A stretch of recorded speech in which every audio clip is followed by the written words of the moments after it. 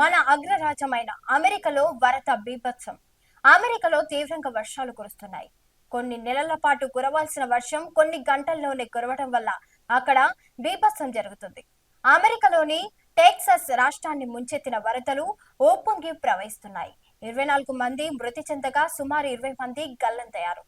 గాలింపు చేపట్టగా గల్లంతైన వారిలో పలువురిని క్షేమంగా హెలికాప్టర్ల ద్వారా రక్షిస్తున్నారు. ప్రపంచం దృష్టి మొత్తం జపాన్ వైపు ఉండగా అమెరికాలో ఇలాంటి ఘటన చోటు చేసుకుంది. కొట్టుకుపోతున్న ఇళ్లలో చాలా మంది మనుషులు కూడా ఉన్నారు. గంటలు గడిచే కొద్దీ వరద ఉధృతి పెరుగుతుంది.